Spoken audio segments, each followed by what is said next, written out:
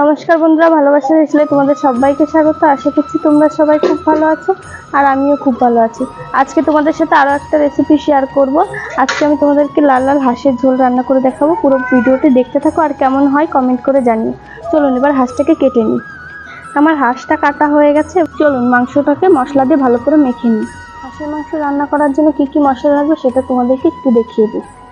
এখানে আছে তেজপাতা, শুকনো লঙ্কা, জিরে আর গোটা গরম মশলা, ধনেপাতা কুচি, এখানে জিরে আর লঙ্কা বাটা আছে, এখানে আদা রসুন বাটা আছে, এখানে পেঁয়াজ কুচি আর এটা টমেটো বেটে রাখা হয়েছে। আর এখানে তেল আছে, একটুখানি চিনিটা দিলে তরকারি কালারটা ভালো আসে, এর জন্য চিনি ব্যবহার করব। এখানে আছে কাশ্মীরি লঙ্কার গুঁড়ো, এটা হলুদ, আর এখানে আছে লবণ। প্রথমে আমি একটু লবণ দিয়ে দেবো। এখানে আছে জিরে আর লঙ্কা বাটা, এটাকে আমি দিয়ে দেবো। এখানে আদা রসুন বাটা আছে, এটাকেও আমি দিয়ে দেবো পুরোটা।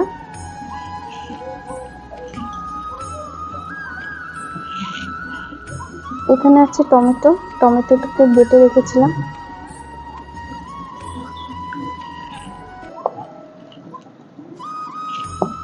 এবার পরিমাণ মতন হলুদ গুঁড়ো দিয়ে ভালো করে মেখে নেব।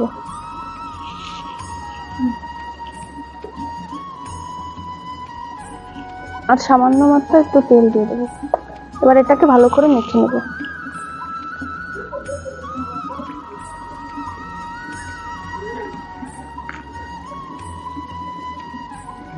মাংসটাকে ভালো করে মশলা দিয়ে মাখা আমার কমপ্লিট হয়ে গেছে।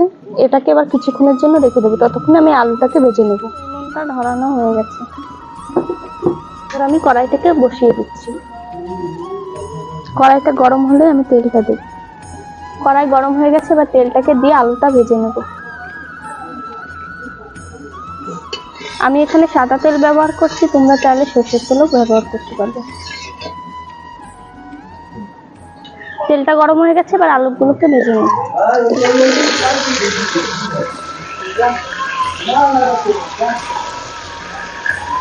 আলুটা ভাজার জন্য সামান্য পরিমাণে লবণ দিয়ে দেব।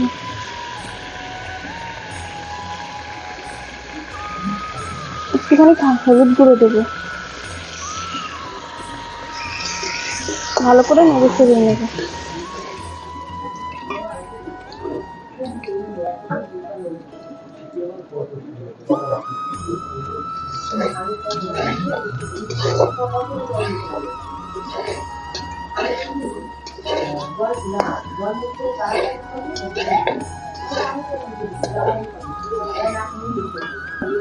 আমার আলুটা ভাজা হয়ে গেছে, এবার আলুগুলোকে নামিয়ে নেব।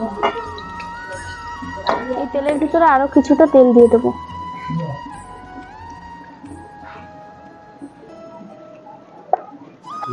তেলের উপরে সামান্য পরিমাণে চিনি দিয়ে দেবো, তাহলে মাংসের কালারটা ভালো আসবে।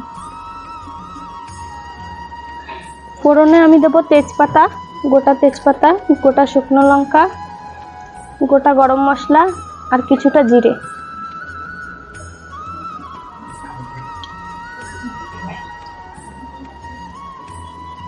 এবার আমি পেঁয়াজ কুচিগুলো দিয়ে দেবো।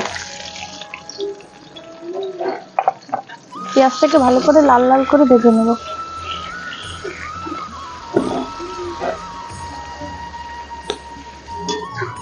পেঁয়াজটা আমার লাল লাল করে ভাজা হয়ে গেছে। এই রাখা মাংসটাকে এর ভিতরে দিয়ে দেবো।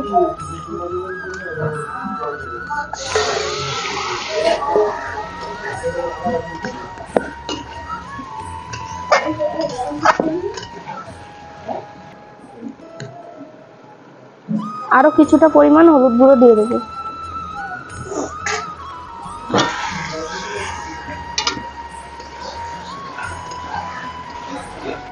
কাশ্মীরি লঙ্কার গুঁড়ো দিয়ে দেবো। কাশ্মীরি লঙ্কার গুঁড়োটা দিলে মাংসটা সুন্দর কালার হয়, লাল লাল কালার হয়।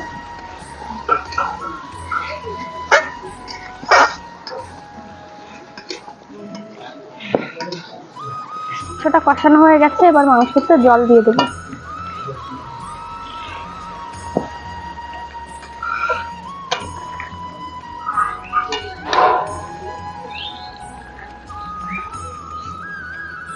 যার যতটা প্রয়োজন সে ততটা জল দিতে পারো। আমার যেটুকু প্রয়োজন হচ্ছে আমি সেটুকু জল দিয়ে দিচ্ছি।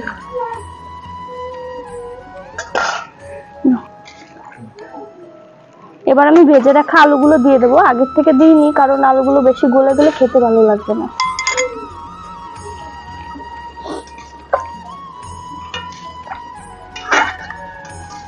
দেখুন মাংসটা কতটা সুন্দর লাল হয়েছে।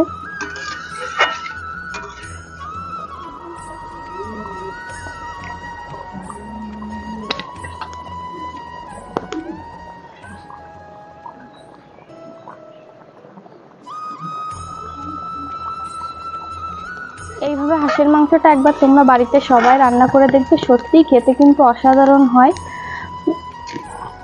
আর এই হাঁসের মাংসটা খেতে আমার ভাইরা খুব ভালোবাসে, ওরা এসছে তো ওদের জন্য এই হাঁসের মাংসটা আজকে আমি রান্না করলাম।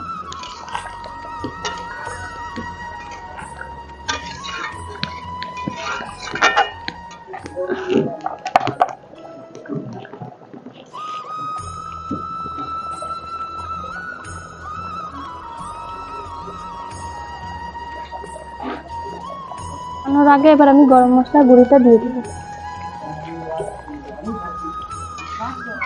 দেখুন বন্ধুরা, দেখতে কতটা সুন্দর হয়েছে, লাল লাল ঝোল হয়েছে, খেতে কিন্তু সত্যিই অসাধারণ লাগবে। মাংসটাকে এবার আমি নামিয়ে নিচ্ছি।